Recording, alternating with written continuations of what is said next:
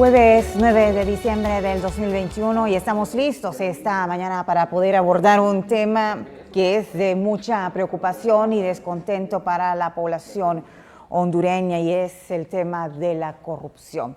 Precisamente para poder abordar este tema y los acontecimientos que ahora mismo se están dando en distintas dependencias del gobierno, como también desde la Cámara Legislativa, pareciera ser que este fenómeno está omnipresente en todos los rincones de lo que es el aparato gubernamental en nuestro país.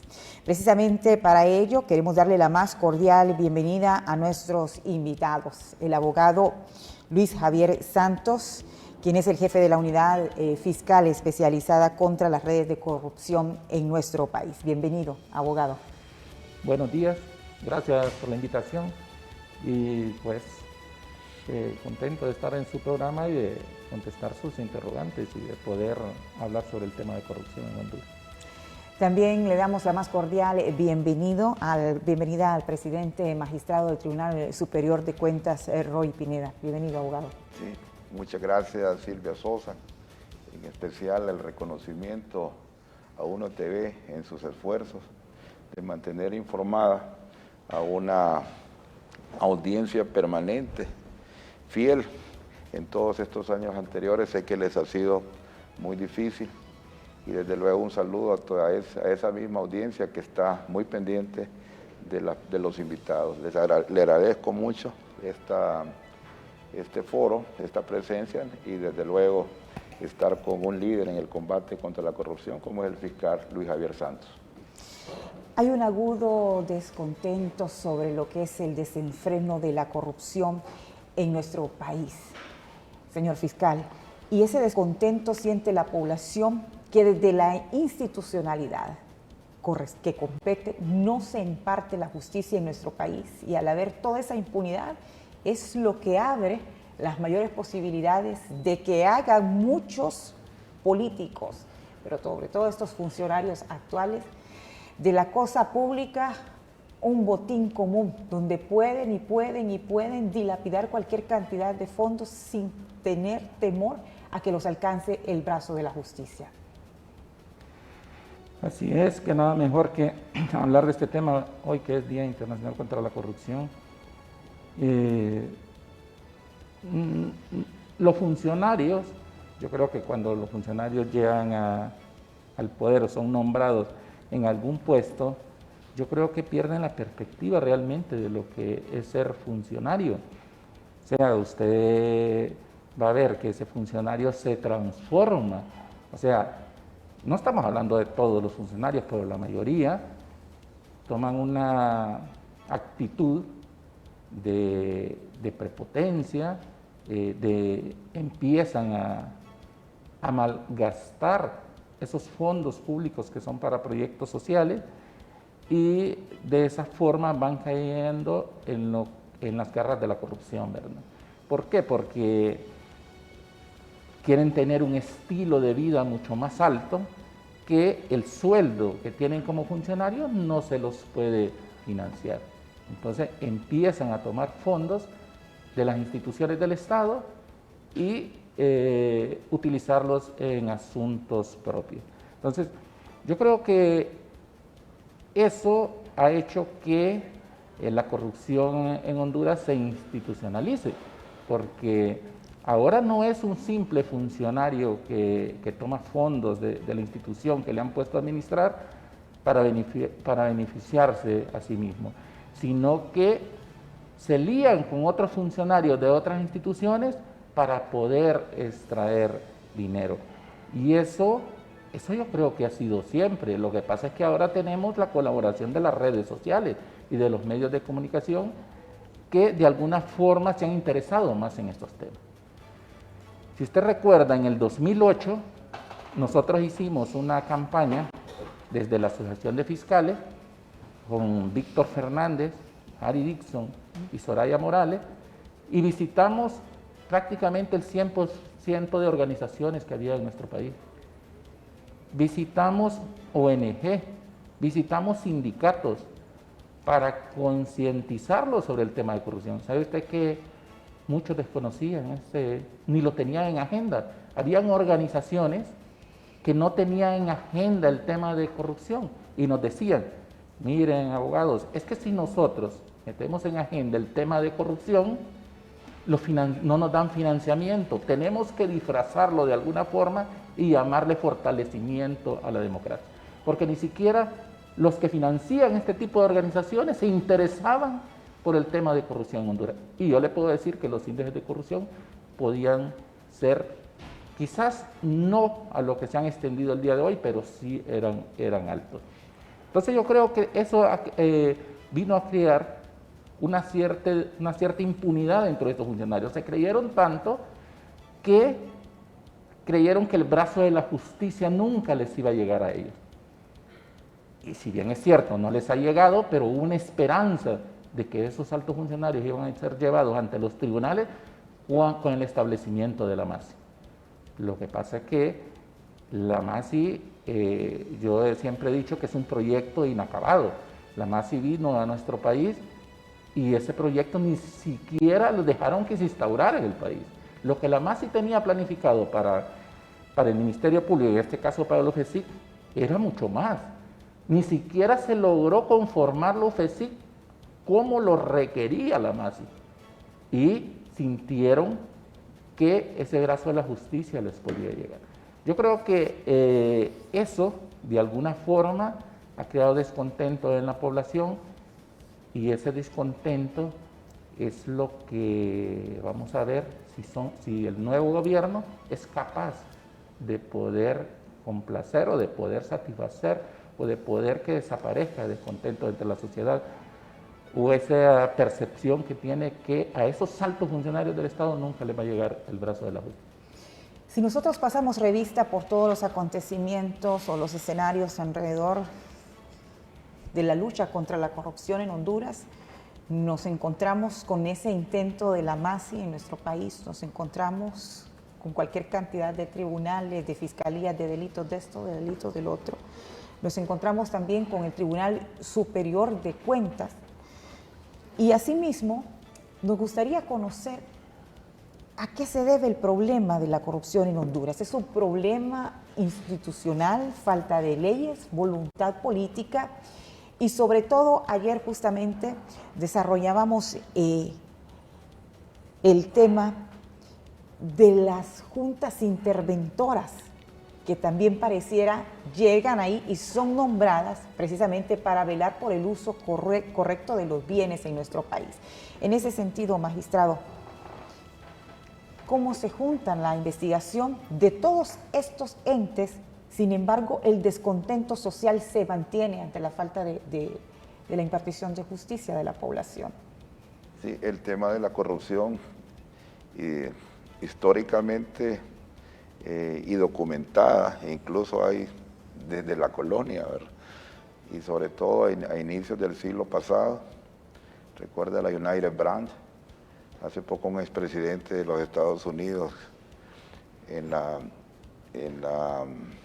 elección del actual presidente, que hubo descontentos, hubo daños a algunos edificios.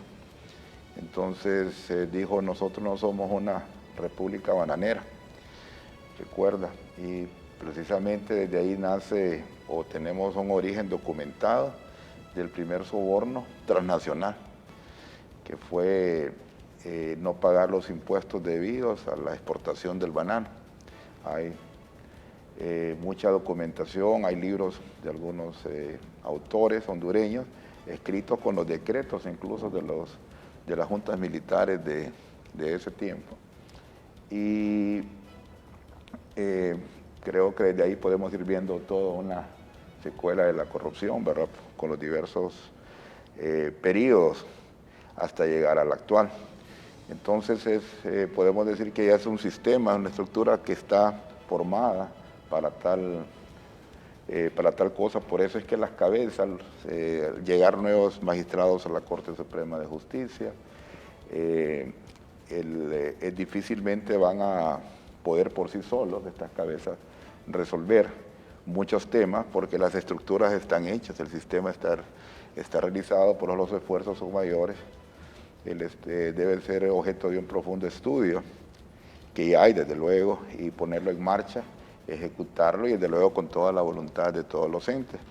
Yo le decía hace poco, antes de comenzar la discusión al abogado Luis Javier Santos, que solamente la coherencia, la interrelación de los órganos en la lucha contra la corrupción, como ser el Ministerio Público, el Tribunal Superior de Cuentas, la Corte Suprema de Justicia, el Instituto de Acceso a la Información Pública, la CNBS en el tema de investigación al financiamiento del lavado de activos, solo así pueden, en muchos casos solamente así puede ser efectivo la misma. Esto lo he venido diciendo en el año 2020, ante lo que usted está mencionando, mencionó el caso de, no lo dijo expresamente, pero es el caso de Invest, que tiene interventores permanentes, hay varios fideicomisos en el mismo, entonces requiere la participación de técnicos que están en diferentes instituciones. Por ejemplo, para hacer la investigación del financiamiento de estos fondos, el origen del fondo mismo, quién lo paga, esos 48 millones y fracción de millones de dólares, de dónde sale esa investigación, y se requiere de expertos, de técnicos con voluntad financiera. Y donde más se encuentran estas juntas interventoras es precisamente donde más actos de corrupción se da, porque tenemos juntas interventoras en la Empresa Nacional de Energía Eléctrica, tenemos una junta interventora en el Instituto Hondureño de Seguridad Social. En la UNA también. En la UNA, en todos lados hay juntas interventoras. Sí. Entonces es aquí mi pregunta. ¿En qué se limitan las acciones que se puedan dar o ejecutar desde el Tribunal Superior de Cuentas o de la misma Fiscalía de Delitos contra la Corrupción Fiscal? Pues fíjese que uno esperaría que estas juntas interventoras, que de paso usted puede ver que en la mayoría de casos coinciden los que integran estas juntas interventoras, parece que son las mismas personas que son utilizadas para ir a subsanar, entre comillas, alguna institución. Uno esperaría que denunciaran ante el Ministerio Público todos aquellos actos de corrupción que existen dentro de la institución. Pero, por ejemplo, a mí me tocó trabajar en la unidad fiscal de apoyo a la depuración policial, donde, si usted recuerda, la Junta Interventora llegó ante el Ministerio Público con caja de documentación diciendo que todos los casos estaban investigados para que el Ministerio Público procediera. Sabe que lo que iban ahí eran fotocopias de documentos que no tienen ningún valor probatorio ante los tribunales. Lo que iban ahí eran casos, o sea, eran noticias crímenes que habían llegado a través de una plataforma y documentos que habían surgido dentro de la Secretaría, pero los verdaderos actos de corrupción dentro de la Secretaría de Seguridad, esos jamás se denunciaron. Esos jamás se denunciaron. Hay un contrato multimillonario dentro de la Secretaría de Seguridad con una empresa muy famosa en Honduras, donde se adquirió un servicio, se entregaron unos aparatos totalmente desactualizados y hasta el día de hoy aún están embodegados en la Secretaría de Seguridad. Esos actos no se denunciaban. O sea, hay otros actos, usted puede darse cuenta que se encontraron personas que nunca fueron depurados y que luego fueron investigadas por esta unidad.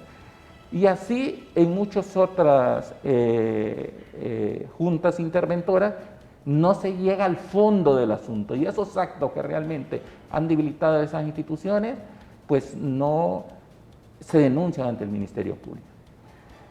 Por otro lado, las juntas interventoras no son una limitante para la investigación del Ministerio Público, porque no tienen, o sea, ellos no podrían ocultar la información que está ahí.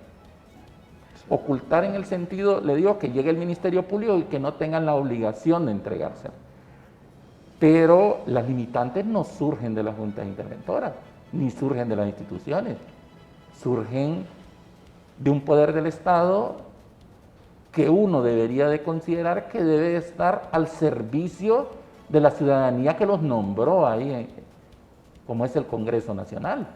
O sea, los diputados parece que se esmeran en que sean reconocidos como personas que no fueron a representar a la gente que los nombró ahí. Y yo creo, no sé, así como habemos funcionarios que nos esmeramos en cierta materia o en hacerlo mejor en cierta materia, parece que los diputados, una vez que son nombrados, y ojalá no pase con los nuevos diputados que están llegando al Congreso, se olvidan que fueron nombrados ahí en representación de la ciudadanía y que la ciudadanía está pidiendo a gritos en este momento que todos estos grandes escándalos de corrupción sean investigados y sean llevados esas personas responsables ante los tribunales.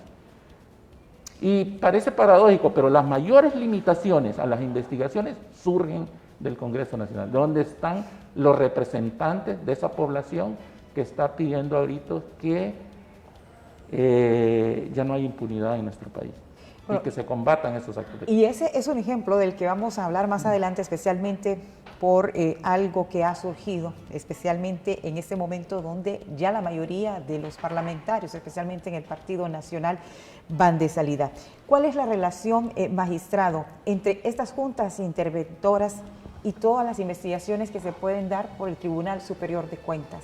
Sí, en efecto las interventoras, como bien se ha dicho, son interventores que llegan a ser una línea de transición ante un problema, ante un señalamiento de irregularidades y esperar nuevas autoridades. Entonces, por eso se habla de una intervención para sanear, y lo primero que hacen estos interventores es ordenar una auditoría, que puede ser hasta privada, para tener hasta auditoría forense y tener una idea clara qué pasó con la ejecución de los fondos anteriormente por los autores o por los administradores anteriores. Le interrumpo, pero estas acciones no se pueden desarrollar por el mismo Tribunal Superior de Cuentas o por la misma Fiscalía de la Corrupción. Sí, estas investigaciones. Quien tiene la potestad de la fiscalización a posteriori de todo lo que es fondos públicos y de los entes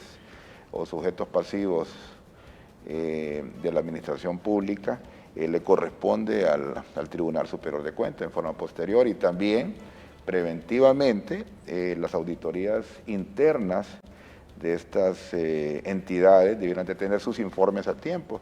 La diferencia entre lo que es la posterior y a priori, ¿verdad?, que hace la auditoría interna, es que la auditoría interna lo hace en forma concurrente. Está a tiempo para decirle al administrador, al gerente o al director, el consejo, qué debe de hacer, técnico, ajustado a la ley, y financiero también. Ahora, ¿no siente usted, fiscal, que estas acciones de esta Junta Interventora, que son nombradas precisamente por aquellos que cometen los mismos actos de corrupción, van a obedecer a los intereses de los que cometen los actos de corrupción? ¿Cómo pueden hacer o impartir justicia si para eso ya están los órganos del Estado creados? Porque se siente además el rechazo de la población por estas juntas interventoras que han llegado a hacer nada, a lucrarse o a aumentar más la corrupción en nuestro país. Sí, yo creo que ante la falta de control en esas instituciones, a lo que han recurrido es a estas juntas interventoras, pero hemos visto que no tienen el resultado que todos esperaríamos. Me dijo una vez un miembro de una junta interventora de la ENE, creo que fue, me dice, es fácil, dice, cambiar la percepción de la gente de una institución que ha sido intervenida, me dice.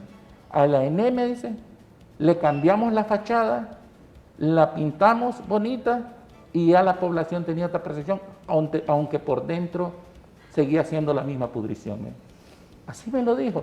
Y digo yo, entonces, envían a estas juntas interventoras, a estas instituciones, para cambiar esa percepción que la gente tiene sobre esa institución, pero no a sanear realmente los actos de corrupción que están cometiendo o los abusos que están realizando desde ahí. Yo creo que habría que preguntarse esto, ¿verdad? porque ir a sanear una institución, el papel de una junta interventora no es irle a cambiar la fachada a una institución, no es irle a cambiar el logo a una institución, sino que es tratar de raíz todos aquellos actos que están llevando a la quiebra de la institución o por los cuales la ciudadanía ya no confía en la misma, ¿verdad? O en el servicio que presta esa institución. Sí, Magistrado. Sí, quería decir precisamente en eso. ¿Qué ha pasado en estas instituciones? Para después una interventora, en algunos casos, desde luego. Para el caso, en una de ellas que mencionábamos, Invest, no tenía auditoría interna, una unidad conformada, una institución que maneja cantidades significativas, ¿verdad?, importantes, incluso en divisas, para la ejecución de obras de infraestructura muy grandes, no es posible que no tenga un auditor. No, un auditor necesita una unidad de auditoría al mando de un auditor o auditora con un equipo de auditores calificados, expertos en la misma, no la tenía. Entonces, lo primero que hace la Junta Interventora es hacer una auditoría, la contrata, es carecía de un auditor. Entonces, el administrador o director tomó determinaciones, o la Junta, sin tener el respaldo de un auditor que le diga hágalo o no, que le pueda opinar, que le pueda asesorar. Entonces ahí es uno de los principales inconvenientes, como el caso del Instituto Hondureño de Seguridad Social. Creo que el fiscal conoce más a fondo el tema y se ha de preguntar, bueno, ¿y la auditoría interna? Estaban los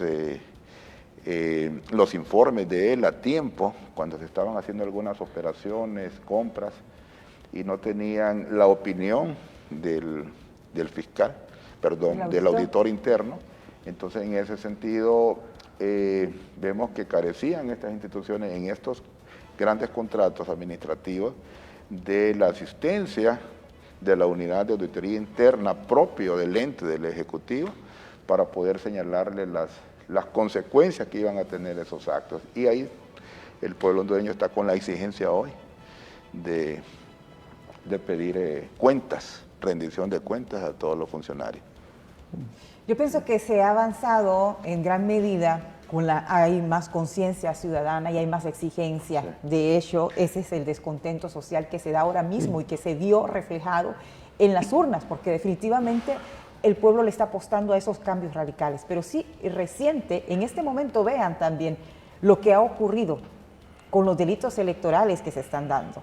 Todo el proceso se había venido desarrollando de una forma transparente. Las nuevas autoridades del Consejo Nacional Electoral, especialmente las consejeras, le dieron un giro distinto a una institución más allá de un cambio cosmético que era lo que se pretendía al inicio dar.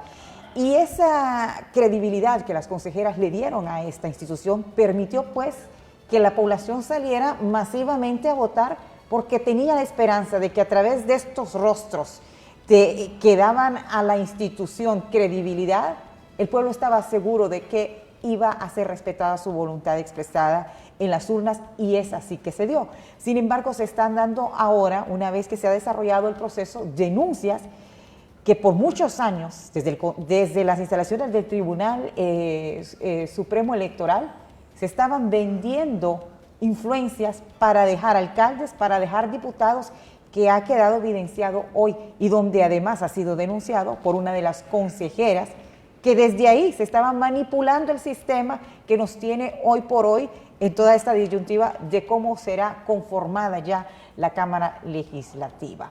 En ese sentido, la población resiente esa credibilidad por parte de los funcionarios que ocupan tanto en el Tribunal Superior de Cuentas como en el Ministerio Público. Entonces viene la pregunta, ¿qué les impide a esas instituciones desarrollar sus funciones a cabalidad con el ánimo de dar respuesta a todas estas situaciones insatisfechas que se dan por la misma institucionalidad? Llámese la Corte Suprema de Justicia, Fiscalía de la Corrupción, también por el mismo Tribunal Superior de Cuentas, magistrado? Bueno, la respuesta es voluntad política, porque las instituciones tienen sus herramientas y demás y no hay excusa ni justificación para no hacer el trabajo.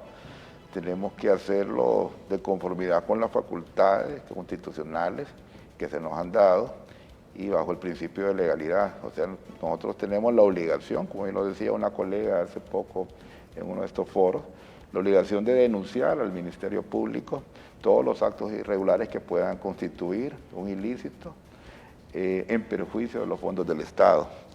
Pero también se requiere, lo más importante es la voluntad política, como bien lo decía el fiscal, necesaria también para tener ese respaldo y también lo que mencionaba, el fortalecimiento de las relaciones entre las instituciones, porque todos tenemos técnicos suficientes, pero hay investigaciones que requieren la unión de los mismos para tener en algunos aspectos claros. Por ejemplo, hay investigaciones de lavado de activos que tiene la experiencia, no tenemos esa facultad como Tribunal Superior de Cuentas, pero la tiene esas facultades el Ministerio Público.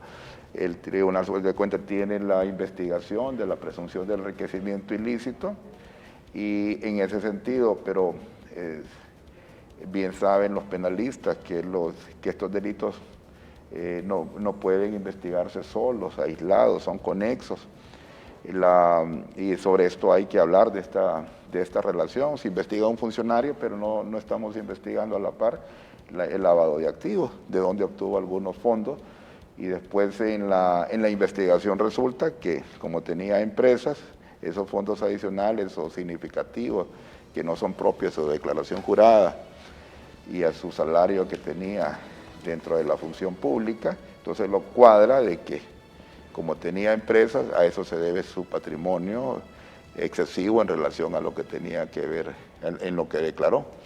Entonces, eso, pero desde luego ya esa parte del lavado de activos y el estudio del financiamiento a la CNBS solamente se puede hacer conjunto y por eso es que resulta que poco se ve resultados en enriquecimiento ilícito, poco se ve resultados en el lavado porque nos falta una correlación de esfuerzos de expertos que tiene cada una de estas instituciones para salir adelante. Esa es mi posición en esto. Vamos a hacer una ligera separación. Estamos hablando sobre el tema de la corrupción en Honduras, un problema de leyes, de instituciones, falta de voluntad política. ¿Se puede sanear, se puede frenar la corrupción en nuestro país? Los hondureños le estamos apostando a poder vivir en democracia, a poder vivir en mejores escenarios, sobre todo a cambiar las condiciones de este sistema que por todos lados, en este momento donde nosotros abrimos, encontramos ese olor de la corrupción que es el cáncer que hoy por hoy consume la vida de nuestro país. Y por supuesto, de esta corrupción también surgen otros temas que llevan a problemas graves a nuestro país. Al retorno de la pausa, conocemos si se puede frenar la corrupción en Honduras.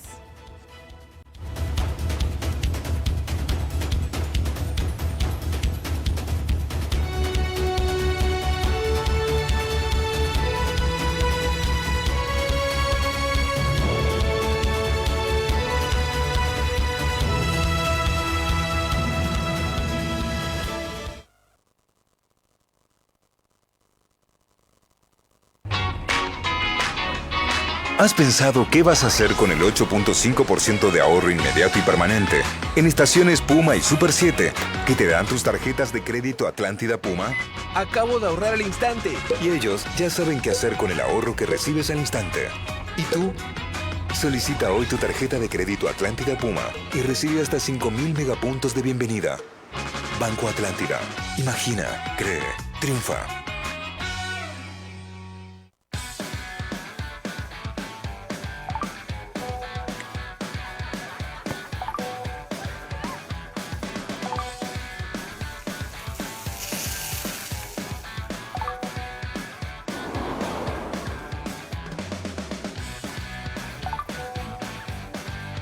Cuando se hacen planes para vivir una aventura, todo es posible. Agua Azul, todo bien, todo azul. Esta Navidad te damos la magia para poder decir... Sí, sí, sí, sí, sí, sí, sí, sí, sí. Presentamos los préstamos navideños Atlántida, con las mejores tasas para que puedas decir sí a tu casa desde 7.7, sí a tu carro desde 9.5, sí a préstamos personales desde 17%. Solicita tu préstamo en línea o en nuestras agencias a nivel nacional. Banco Atlántida. Imagina, cree, triunfa.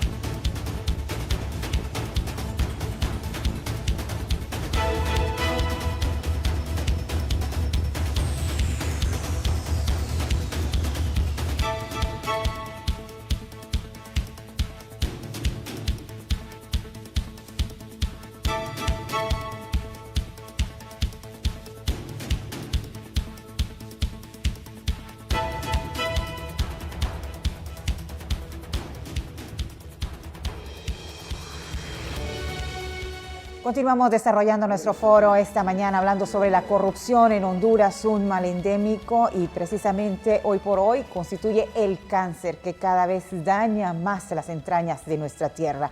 La corrupción en Honduras es un proceso que podría marcarse en etapas relacionadas, señor fiscal, con la transformación gradual que se pueda dar en el sistema político en nuestro país. Pues yo creo que sí. La corrupción, mire, dentro de la corrupción, en todos los libros o textos que hablan sobre la corrupción hay una forma básica del concepto de corrupción, que entre menos transparencia y menos control, pues es más corrupción, y entre más control y más transparencia, pues menos corrupción. Eso cualquier funcionario público lo sabe, eso se aprende en la universidad, en el colegio, pero en Inves hemos visto que no habían controles, o sea, no había auditoría interna dentro de Inves. Entonces eso quiere decir, o sea, así de una manera certera que ahí va a haber corrupción, porque si no hay controles, no hay corrupción. Ve, hay corrupción. Entonces yo creo que esto de alguna manera sí ha venido de alguna manera gradual dentro de todas las instituciones, al punto que en estos momentos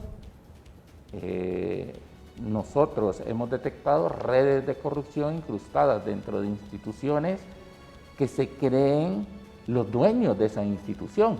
Y no solo de la institución, sino que también de los fondos que maneja esa institución, manejándolos de manera tan discrecional que va en contra de todas las normativas financieras o de todas las normativas de control que pueden haber en el país.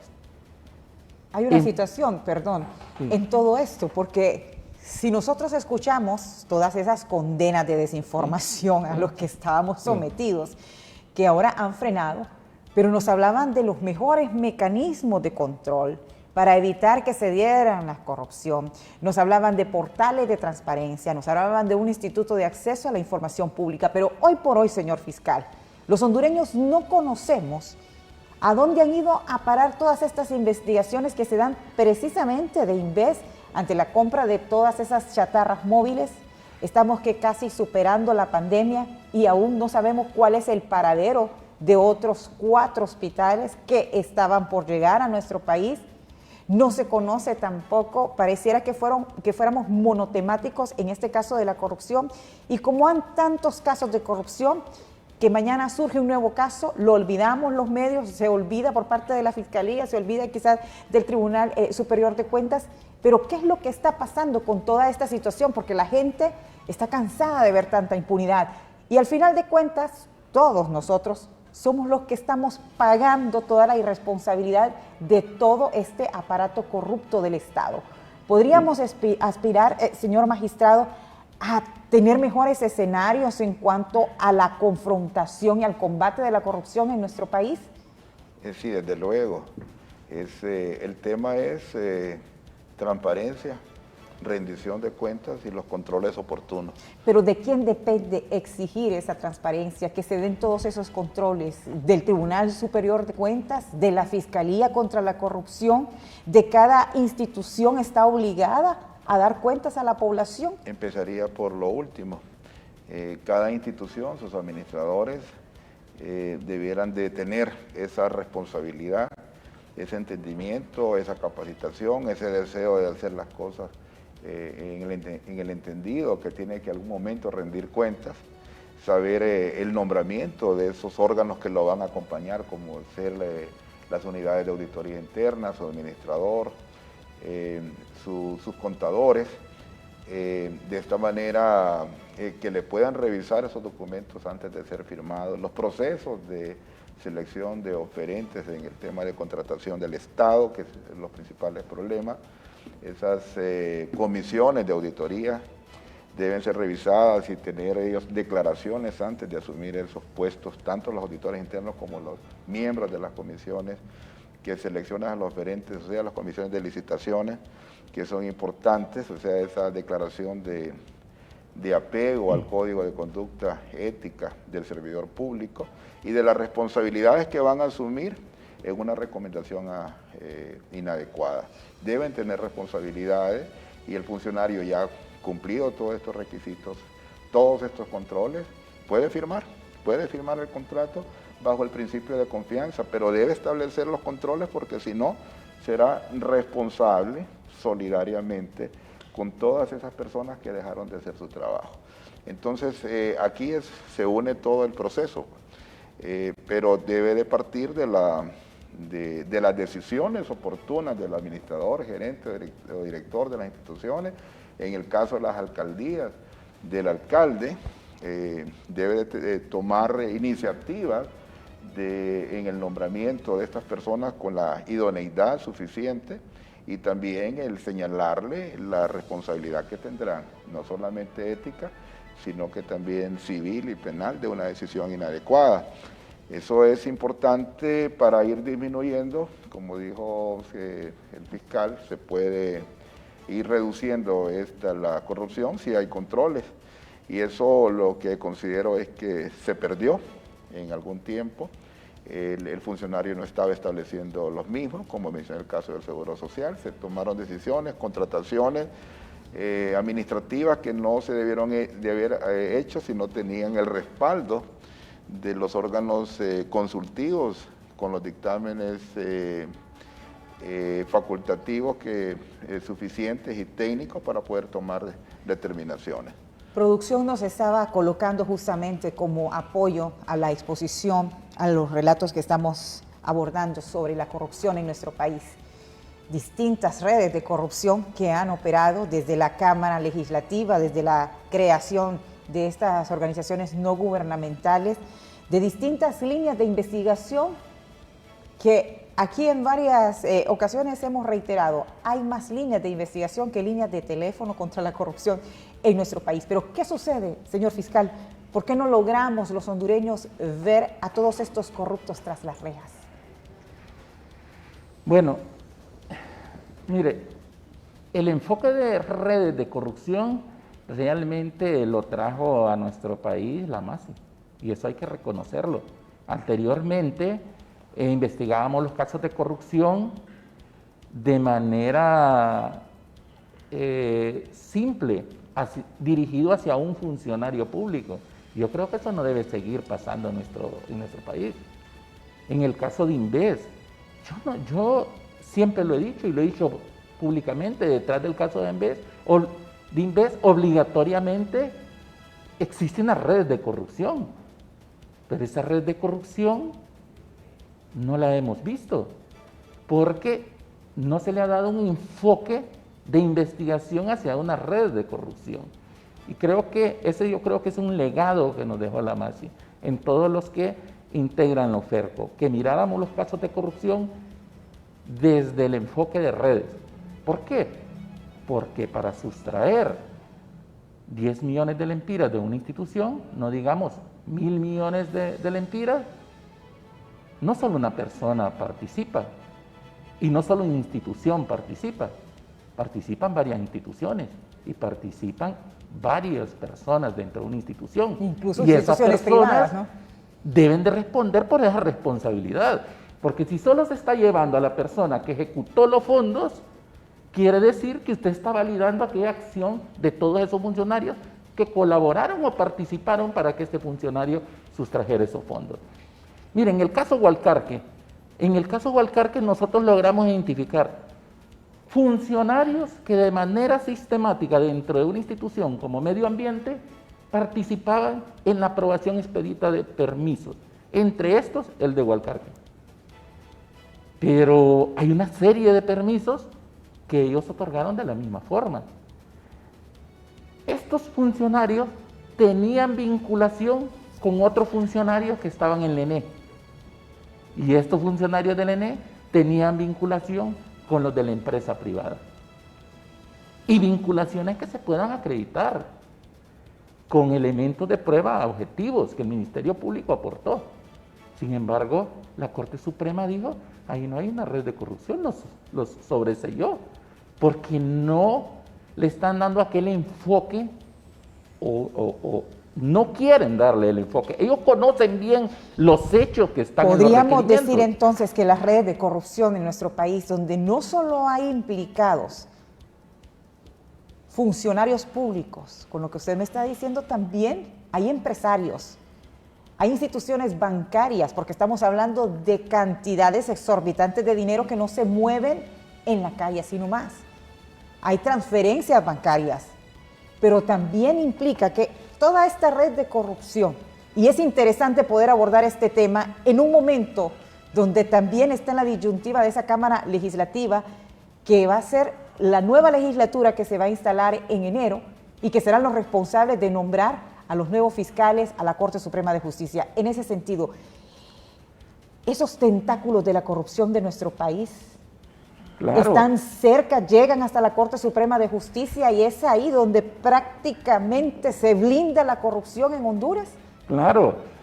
Le voy a poner un ejemplo mucho más claro. El caso Red de Diputados. El caso Red de Diputados son una cantidad de miles de millones. Estamos en un periodo de 4 años, un cálculo que hicimos, fueron casi 16 mil millones de lempiras que fueron repartidos entre diputados para proyectos sociales, pero ninguno de estos se ejecutó, o la mayoría no se ejecutó, porque hubo diputados que sí ejecutaron mínimamente algunos de estos fondos, y otros que hay que reconocerlo que sí lo ejecutaron. Podríamos decir entonces pero que es la un disfraz que buscaron para poder dar una dádiva hacia un compromiso o a un favor político. Pero a lo que quiero llegar, si hay fondos dentro del Congreso Nacional que se les están dando a los diputados para que ejecuten proyectos, no a ellos los gestionan para una ONG. La ley de ONG dice que esos fondos deben de ejecutarlo obligatoriamente la ONG. Al siguiente día la ONG se los depositaba en sus cuentas personales. ¿Quién nombra a los magistrados ante el Poder Judicial? Los mismos diputados. Cuando este diputado, red de diputados, cuando se lleva ante los tribunales, quienes resuelven son los mismos magistrados.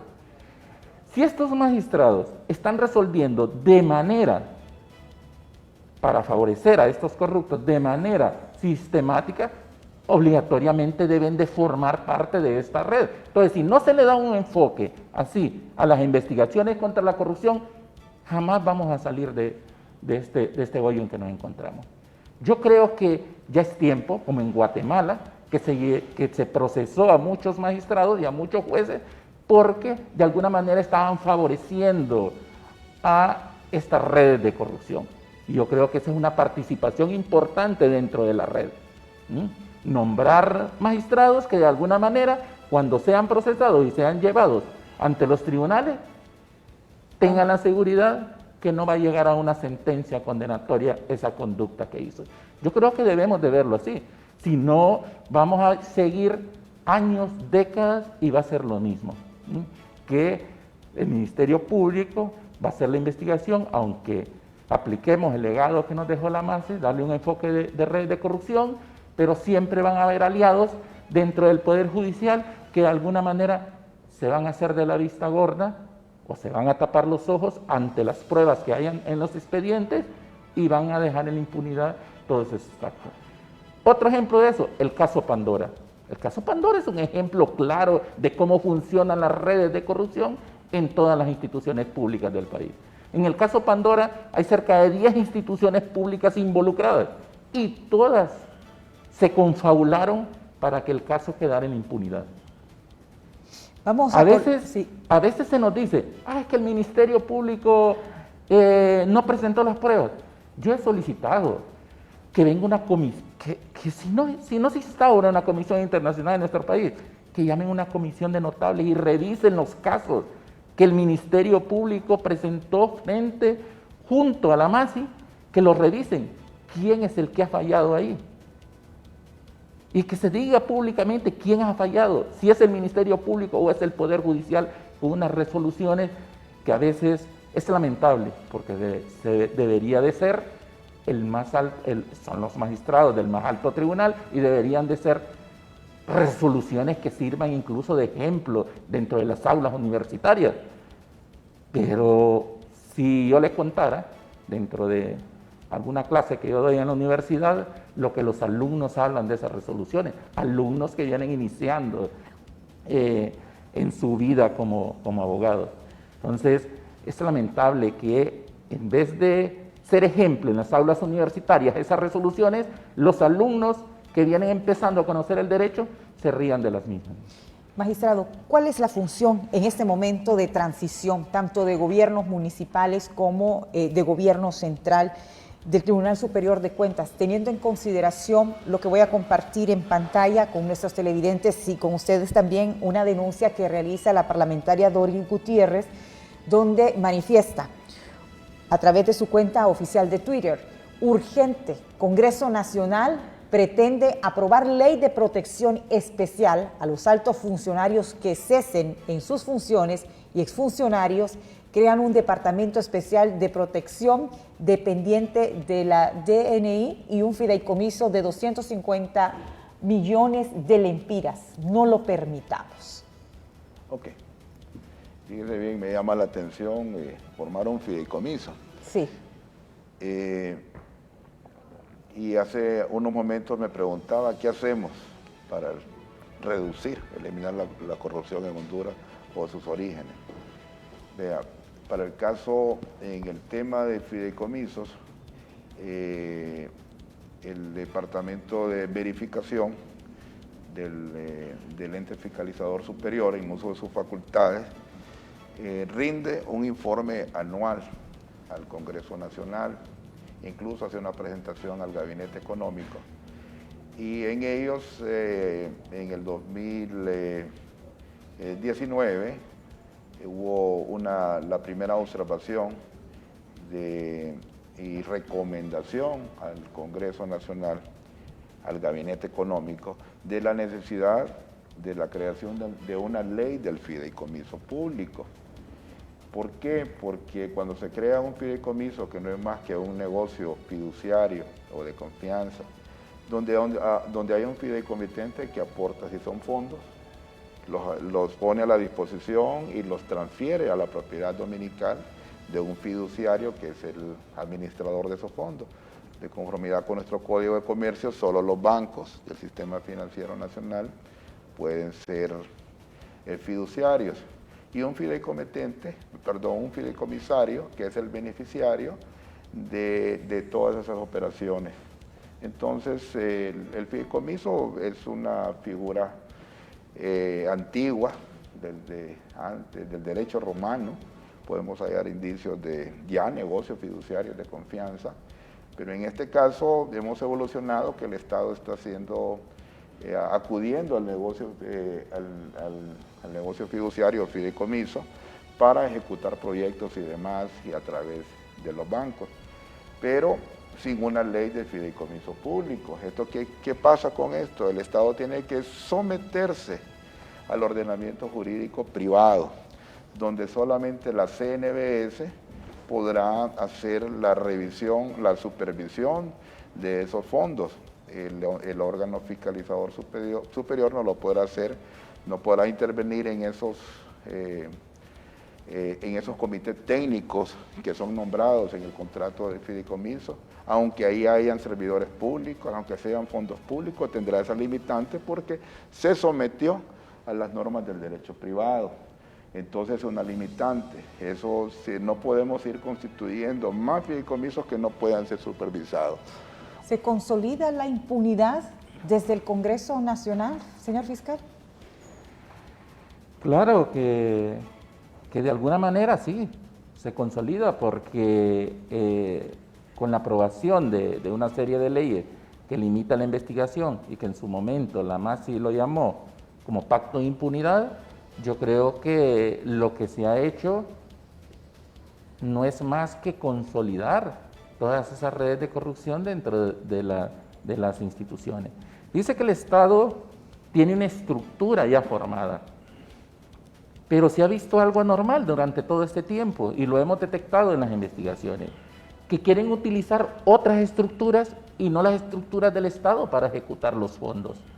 Por ejemplo, usted sabe que hay ONG en nuestro país que han ejecutado fondos, tantos fondos que superan lo presupuestado para una institución pública. O sea, ¿cómo es eso? Que si hay una estructura y una institución pública, como Soptravi, por ejemplo, y está Soptravi, tiene su estructura, tiene sus empleados, tiene su presupuesto, pero hay ONG que ejecutan proyectos que debería ejecutar Soptravi y han manejado mucho más fondos que manejan las instituciones. Entonces, se trata de utilizar estructuras fuera de la estructura del Estado para poder ejecutar fondos porque hay menos controles. Ejemplo de eso son los fideicomisos y las ONG.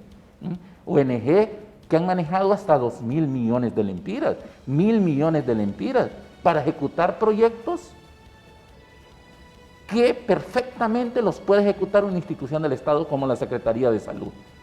¿Para qué darle dinero a ONG para que vayan a fumigar los pueblos del país? ¿Sabe cuántos proyectos de fumigación? Por eso cuando hablan de que el dengue es una pandemia, de que hay tantos muertos del dengue, a veces hasta se le rodan las lágrimas a uno, porque esos muertos que suceden como consecuencia del dengue no deberían de existir, no debería de suceder esa muerte.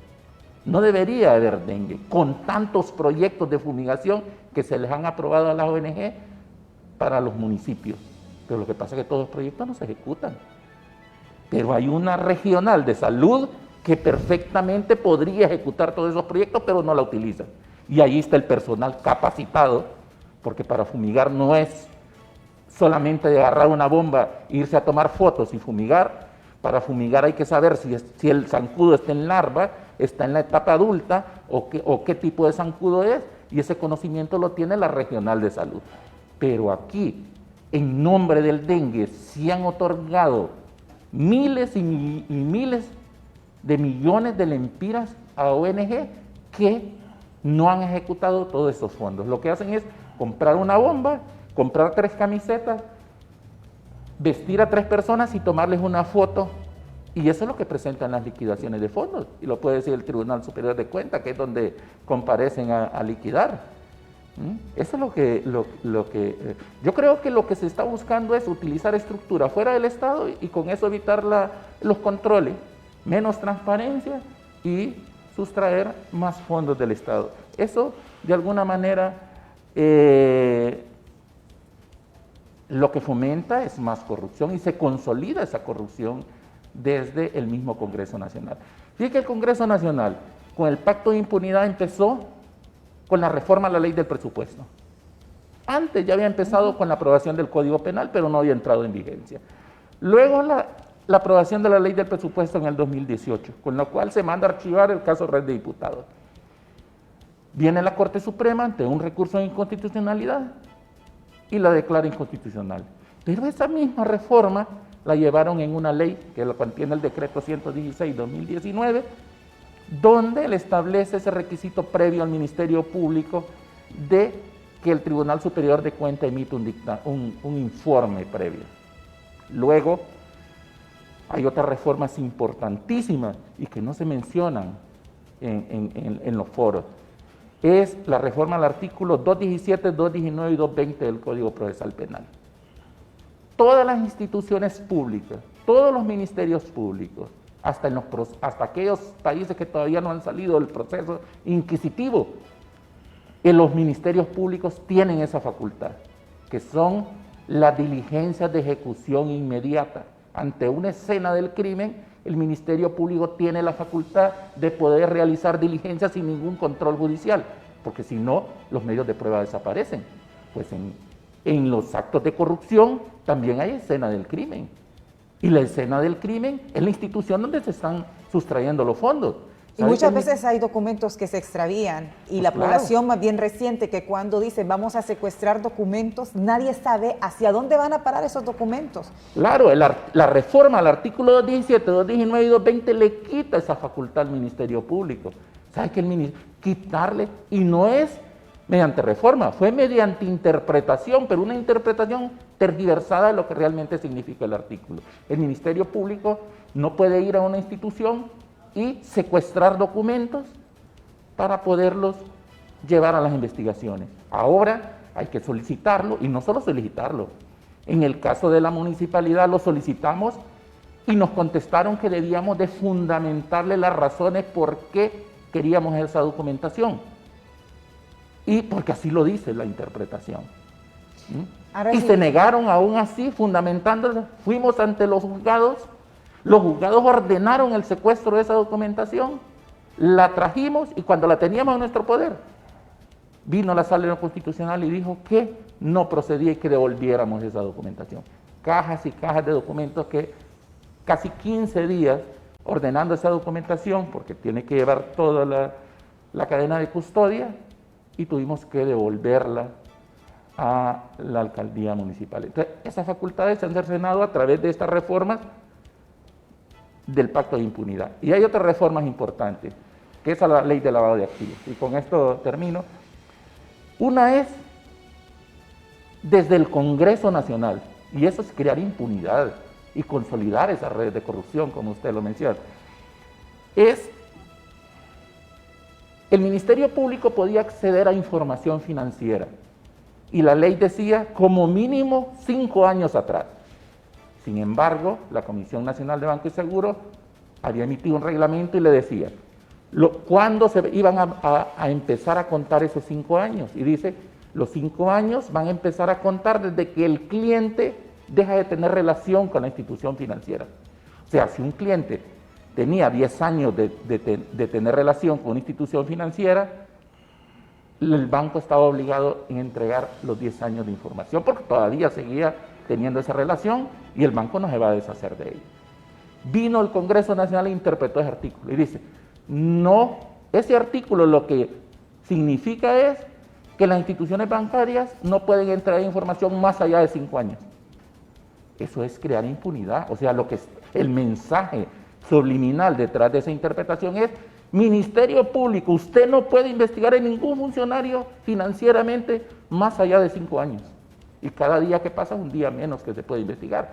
O sea, en la actualidad, así como estas reformas, del 2016 para atrás, no podemos ingresar a ninguna información de las cuentas bancarias. Es Y de decir, hecho eso lo dicen los bancos. Estas reformas prácticamente vienen a obstaculizar Sí. todas las líneas de investigación que se puede dar por lavado de activos y además por todas las acciones que se puedan desarrollar por parte del Ministerio Público. Y es precisamente entonces por eso que el Ministerio Público es incapaz de poder dar respuesta a tanta demanda de corrupción, porque las redes de corrupción en nuestro país están prácticamente como una hiedra pegada al poder legislativo y al poder judicial, que actúan como una misma red criminal, digámoslo así.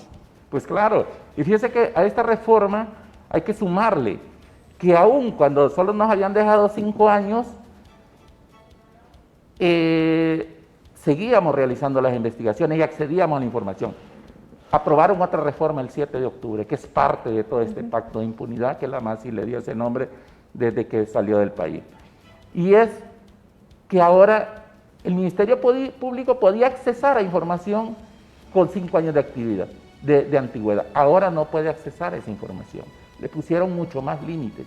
Establecieron el secreto bancario y manifestaron, o se manifiesta a través de esta reforma del 7 de octubre del 2021, que solamente se suspenderá el secreto bancario en aquellos casos de lavado de activos y financiamiento al terrorismo, lo cual limita realmente las investigaciones. Y solo faltaría para que cerraran con un broche de oro y que realmente fuera difícil, si no se derogan todas estas leyes, que reformaran la ley de privación de dominio para establecer, usted sabe que hay un proyecto en el Congreso Nacional para reformar esta ley de privación de dominio, donde se quiere dejar establecido que no se priven los bienes a las personas que están siendo investigadas por actos de corrupción. Solo eso faltaría. Y realmente sería lamentable si eso sucedería. ¿Dónde quedan entonces, magistrado, todos los casos de corrupción que involucran los movimientos de los fondos del Estado? Sí, pero quería seguir en la línea importante que estaba diciendo el abogado Luis Javier. Y yo creo que como Ministerio Público debieran, y digo debieran porque entonces lo considero un deber, es presentar a quien corresponda para que el Congreso Nacional pueda revisar y analizar todas esas leyes que el MP considera que le limitan su accionar para encontrar, para poder encontrar la verdad de cada asunto investigado. Entonces ahí él hizo una exposición ahorita de las distintas limitantes, mencionó para el caso que ahora tienen que pedir autorización al Poder Judicial para poder secuestrar documentos, si es una función constitucional. Cualquier ley, y yo así lo entendí, el año pasado yo emití un tuit, no hallaba cómo hacer, quería que mi criterio lo conocieran y así lo dije, que no se le podía limitar el accionar al Ministerio Público y por eso estaba en contra de ciertas disposiciones, de ciertos decretos, de algunos decretos concretos y en especial una reforma a la ley del Tribunal Superior de Cuentas, que es el artículo 77, que le limita la información. Y quiero decirle que todos los documentos del Estado, todos los documentos de ejecución de presupuestos de la administración pública son públicos. Raramente hay documentos que no se pueden presentar por materia de seguridad nacional, pero de ahí el resto, fuera de esas excepciones, todos los documentos son públicos. Entonces considero un deber del Ministerio Público hacer un análisis de todos los decretos y las disposiciones legales que consideran que vulneran o lo limitan a la investigación lo antes posible para poder ser conocidos, analizados y si hay la necesidad hasta de derogarlos. Entonces eso sería importante, ese trabajo. También quiero mencionar con el tema de la investigación. La ruta del dinero es muy importante, saber conocerla. Eso, por eso también quiero mencionar que más del 12% de la ejecución del presupuesto de ingresos de la República está en fideicomisos. todo este porcentaje es significativo para el caso de la tasa de seguridad, fondo vial, están mediante un fideicomiso que no conocemos precisamente porque son negocios de confianza. Entonces la necesidad también, y lo aporto también para que el Ministerio Público pueda proponer la creación ¿Estos de una ley de fideicomisos, público. perdón, magistrado, entran en esta ley de la secretividad del Estado? Eso es importante, por ejemplo, es importante el análisis del mismo, si están en la ley. Es que el fideicomiso público no es que sea un secreto, sino que es un negocio de confianza. Entonces es un negocio de confianza para las partes que lo constituyeron. Entonces, por tanto, limita la investigación de cualquier ente, aún sean fondos públicos. Entonces el Estado, sin tener una ley de fideicomiso público, no puede, no debería, póngale, no es recomendable someterse a fideicomiso si no pueden ser fiscalizados oportunamente, y también entiendo que le limita la misma al Ministerio Público. Todas las demás leyes, el caso del fondo departamental, incluso esa ley que limita, que tiene que primero pronunciarse en materia administrativa el tribunal para que la Corte Suprema pueda hacerlo cuando hay delitos que no nos corresponde investigar. El único delito que a manera de presunción investiga el Tribunal Superior de Cuentas es el de enriquecimiento ilícito. Fuera de eso, corresponde al Ministerio Público. Nuestros informes con responsabilidad penal sirven, pero no le puede limitar un ente que tiene el derecho, que aplica un derecho administrativo especial, no le puede limitar a otro ente que aplica el derecho penal, que es autónomo.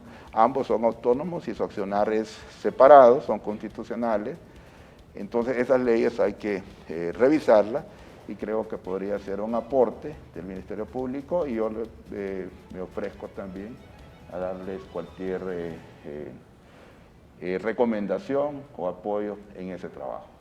Permítame hacer una ligera separación. Es evidente que a través de todas estas reformas penales que se dieron en la Cámara Legislativa se obstaculiza prácticamente todas las investigaciones que se den por parte del Ministerio Público, y asimismo, al retorno de la pausa vamos a conocer entonces dónde quedarían los casos de corrupción que involucran los movimientos de los fondos del Estado, especialmente en este momento de transición. Vamos a hablar al retorno de la pausa, además de todas esas intervenciones que se han hecho a dos alcaldías importantes en el país, tanto en San Pedro Sula como en Tegucigalpa. Ya volvemos.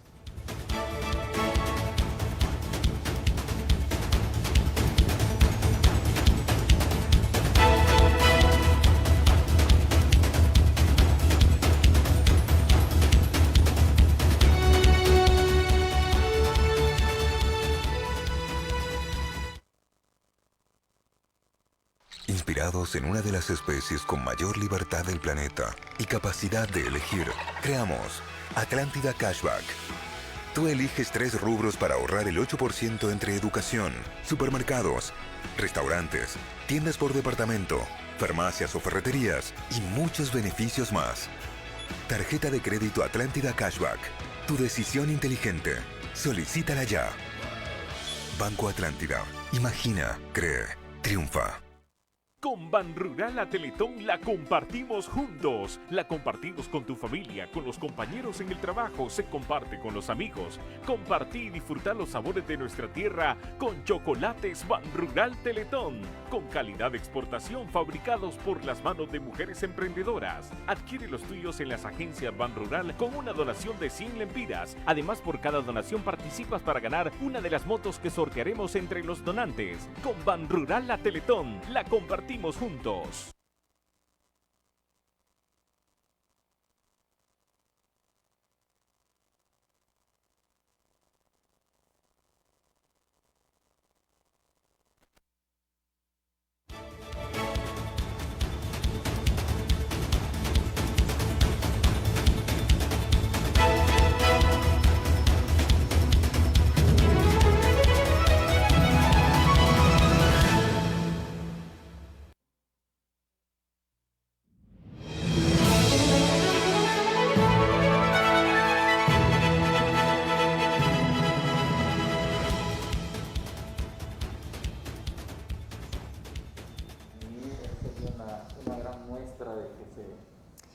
Es interesante todos los datos que se nos dan en torno a este proceso de transición, donde el hecho mismo de que se les estén dando acuerdos a varios funcionarios por parte del régimen se queda corto con todo lo que hay en el fondo en cada una de estas instituciones donde les decía la corrupción es omnipresente.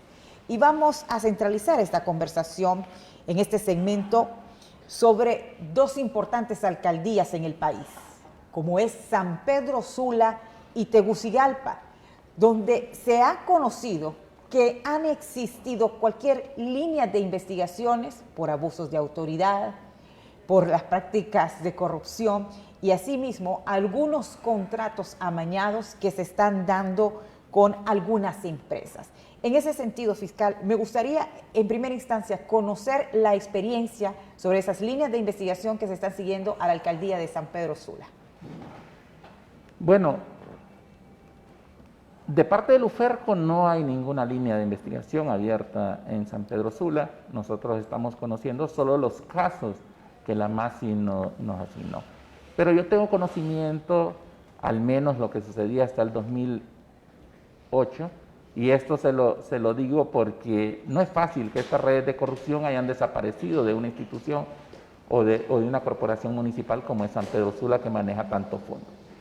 Mire, realmente lo que desató el escándalo en San Pedro Sula en aquellos tiempos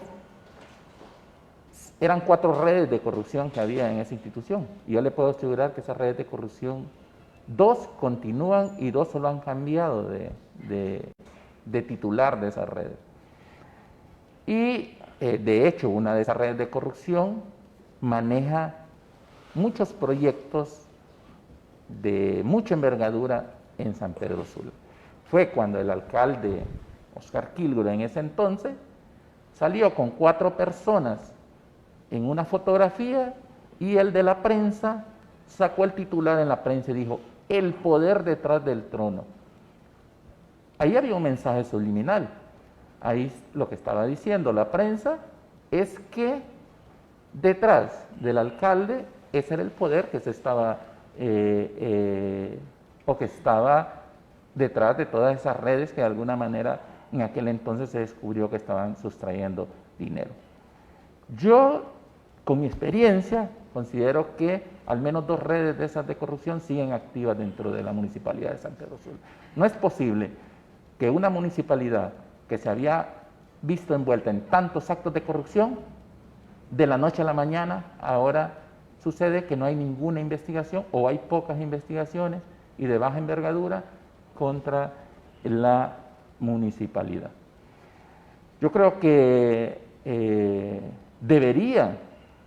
la nueva administración debería denunciar cualquier acto que detecte dentro de la institución para poder investigar si realmente los fondos se han manejado con la mayor transparencia o no. Y yo creo que eso no debería suceder solo en San Pedro Sula, en cualquier municipalidad. Yo creo que este gobierno tiene un gran reto. En cualquier municipalidad, denunciar cualquier acto de corrupción que detecten. No hay nadie mejor para detectar eso que la nueva administración que llegue, porque le va a tocar revisar cómo están las finanzas de la alcaldía. Eso sería una gran muestra que realmente se quiere luchar contra la corrupción. Si eso no sucede, yo creo que ese desencanto que tiene la población, yo creo que seguirá hasta que se dé a conocer realmente si esas corporaciones municipales han manejado con la suficiente transparencia los fondos que se les han asignado. El vicealcalde electo en San Pedro Sula, Omar Mengíbar, hizo un llamado a la Fiscalía Especial para la Transparencia y Combate a la Corrupción, a FEDCO, y al Ministerio Público para que de manera urgente interviniera la municipalidad, ya que atendieron denuncias de que se están prácticamente destruyendo documentos.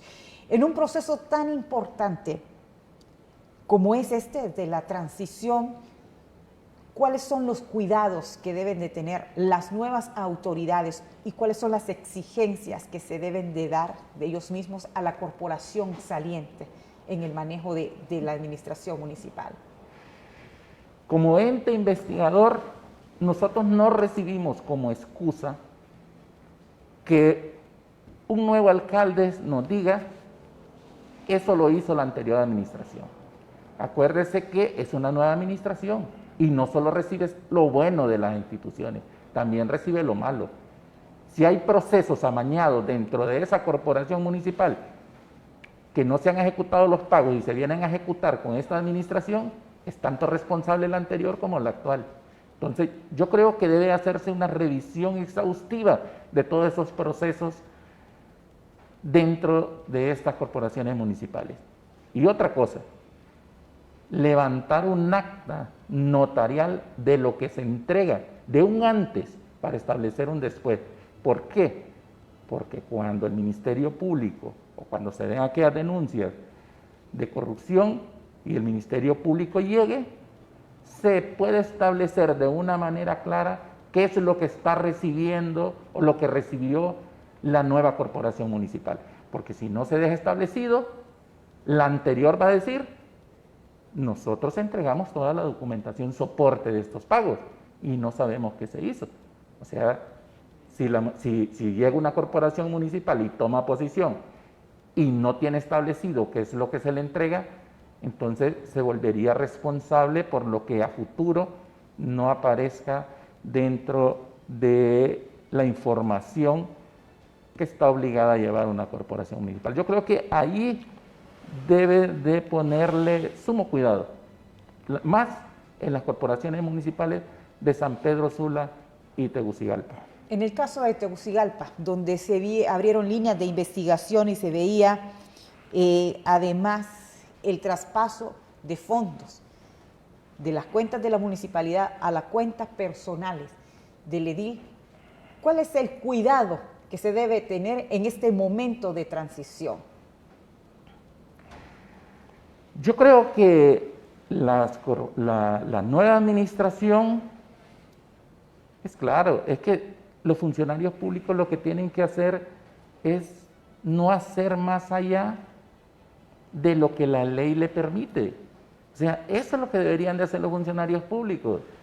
Desde que un funcionario público manifiesta, no, yo utilizo fondos y luego los repongo, lo primero que va a recurrir o lo primero que va a revisar un funcionario responsable es si la ley le permite hacer eso. Acuérdese que el ciudadano puede hacer todo aquello que la ley no le prohíbe, pero en el funcionario público este principio de legalidad funciona al revés. El funcionario solamente puede hacer o ejecutar aquellos actos que la ley le permite. Entonces, yo creo que eso cualquier funcionario tiene que tenerlo claro. Si no tiene una norma que le esté autorizando a hacer algo, no lo puede hacer, porque está incurriendo en abuso de autoridad. Yo creo que ese cuidado lo tienen que tener no solo los miembros de la corporación, sino que cualquier funcionario que está o que pronto va a tener o va a asumir funciones dentro del gobierno. Señor magistrado, ¿han tenido ustedes intervenciones en esas alcaldías como Tribunal Superior de Cuentas? Sí, lo que realiza es más que una intervención, lo que se realiza son auditorías. Entonces, de índole financiero, de cumplimiento legal, todas ellas han tenido, en el caso de Tegucigalpa, el caso de San Pedro Sula, igual. Lo que hay que verificar, y trataré en esta presidencia, es pedirle que pronto tengamos los informes con los pliegos de responsabilidad, de darles un límite de tiempo a los auditores, la responsabilidad que tienen de la objetividad de los informes de los mismos. Quiero, en ese contexto actual, quiero decir para todas las alcaldías que es importante, incluso el gobierno central y las nuevas autoridades de los entes desconcentrados y descentralizados por servicios o instituciones autónomas, que hay una herramienta importante de rendición de cuentas que tiene el Tribunal Superior de Cuentas del año 2020, sobre las finanzas públicas, que es información oficial brindada por todos los entes, donde hay un diagnóstico de esas finanzas. En la misma ahí encontrarán información importante, incluso el de las alcaldías, hay un informe de rendición de cuentas, y que es oportuno conocer un tema importantísimo como ser la deuda pública, cómo se ha incrementado.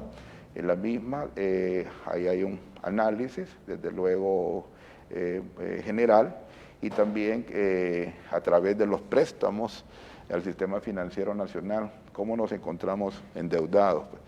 En este momento, disculpe, magistrado, ¿intervienen ustedes? ¿Se puede dar alguna intervención del Tribunal Superior de Cuentas en este proceso de transición, teniendo en consideración todas las denuncias de destrucción de documentos, teniendo en consideración todos estos acuerdos que se están haciendo y abusos de autoridad, sí, que según la ley de servicio civil a estas alturas ya no se debe de estar firmando acuerdos? Okay. Ahora respondo, solo quería finalizar que en el caso de esa deuda pública, que es importante, sí, las alcaldías, sobre todo San Pedro Tegucigalpa, San Pedro Sula y La Ceiba, tienen un alto nivel de endeudamiento. Ha habido inversión pública, pero el grado de deuda con los bancos del sistema financiero nacional es altísimo. También hay fideicomisos constituidos, el caso de este siglo XXI, por ejemplo, de San Pedro Sula, correcto. Entonces, ahí se refleja cómo ha impactado el endeudamiento de estas alcaldías en la deuda pública nacional. Entonces hay que verificar, y también los principales municipalidades y con los bancos que se encuentran endeudados, las cantidades también. Entonces esa herramienta es muy importante en la transición de gobierno, que la tengan, verifiquen y tengan un reflejo claro sin necesidad de ir a buscarla, porque ya está hecha y es información oficial que la deben de tomar en la toma de decisiones. En lo demás, la pregunta concreta es el tema de la denuncia pública, se puede resolver. En lo que es la participación ciudadana, que este es un tema de todos los entes fiscalizadores superiores de América Latina, del fortalecimiento a la misma. Es decir, la participación de la ciudadanía también en el proceso anticorrupción, de asentar el país como veedor social, la misma sociedad civil, pero sobre todo el ciudadano tiene una herramienta, así como la tuvo la del voto, que la tiene la del voto, tiene también la facultad de presentar denuncias y sin ningún temor, porque la puede hacer en forma anónima. Lo que sí sería censurable, que lo haga en forma antojadiza para dañar a un funcionario, por razones personales, ¿verdad? Pero si su denuncia, aunque sea anónima, la puede formular con los requisitos establecidos, que son requisitos sencillos, así como cuando presentamos una solicitud de habeas corpus, de amparo, que no requiere de tanto formalismo procesal, no necesita ser abogado, para poder establecer con alguna documentación, soporte, noticias y demás que pueda presentar, que obligue al ente fiscalizador superior a la investigación. Esto es interesante porque son investigaciones rápidas, bajo un procedimiento sumarial, son investigaciones puntuales, y también que termina con un informe ejecutivo que puede tener indicios de responsabilidad penal y remitirlo inmediatamente al Ministerio Público. Esas son las recomendaciones a la respuesta que me hace. Gracias, señor magistrado, por su participación. Y conocemos además ya sus consideraciones finales, señor fiscal, especialmente en este momento, donde ya se encuentran haciendo cabildeos para conocer quién será el nuevo presidente de la Cámara Legislativa.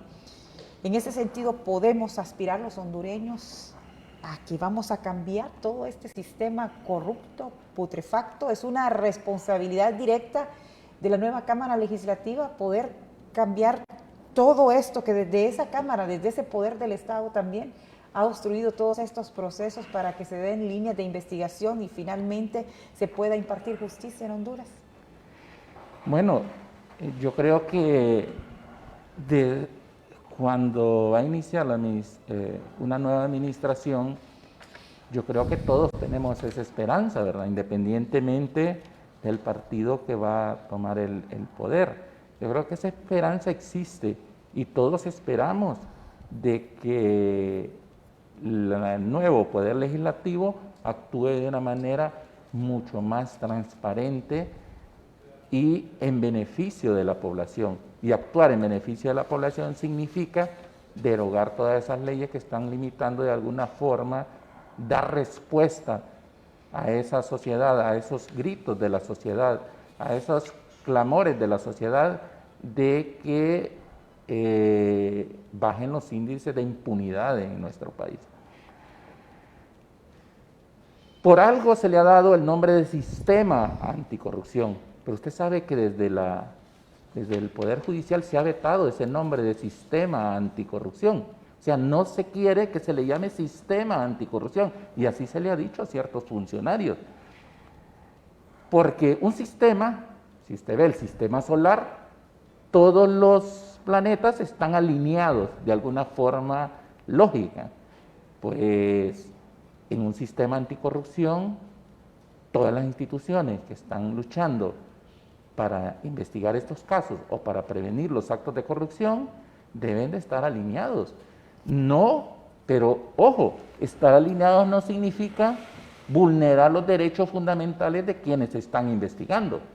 Lo que pasa es que deben de estar en sintonía, porque cada institución o cada organismo tiene un papel dentro de ese sistema anticorrupción, o tiene unas atribuciones, tiene unas funciones, y yo creo que si cada institución identifica bien esas funciones y esas atribuciones y se complementa con las de los otros, con las de las otras instituciones, yo creo que se puede hacer un buen trabajo. Y para eso, y ojo, para eso no necesita grandes presupuestos, más bien sería un beneficio para el Estado, porque los dineros que salen a través de los actos de corrupción ya no saldrían de manera tan fácil y se podría recuperar muchos fondos que están invertidos o que están en poder de los corruptos.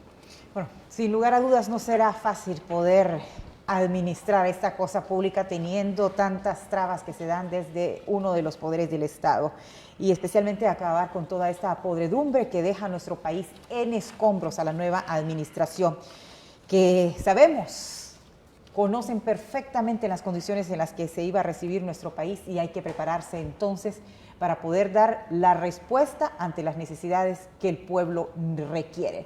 Pero sobre todo ese compromiso de los parlamentarios, que ya algunos están seguros en cada uno de esos curules, es volver a la Cámara Legislativa, pero esta vez a dar respuestas contundentes y echar al traste todas estas leyes nocivas que tanto daño le hacen a la democracia en nuestro país. Siempre es un gusto compartir con ustedes, por supuesto, con nuestros invitados esta mañana, cada uno de los análisis y los debates que se dan en los escenarios políticos, sociales y económicos de nuestro país. Con su permiso, feliz día.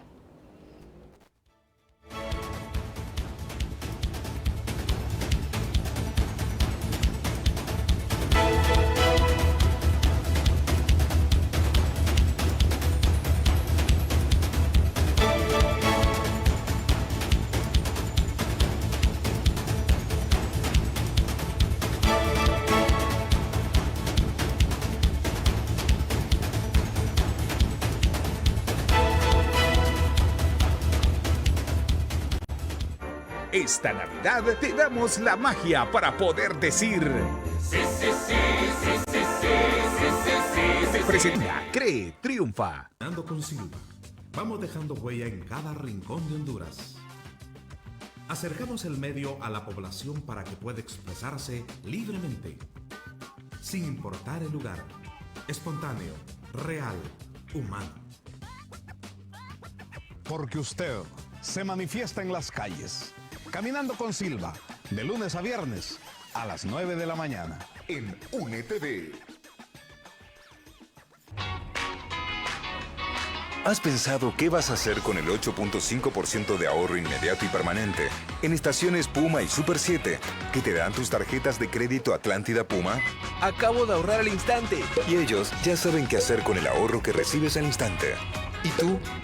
Solicita hoy tu tarjeta de crédito Atlántida Puma y recibe hasta 5,000 megapuntos de bienvenida. Banco Atlántida. Imagina, cree, triunfa.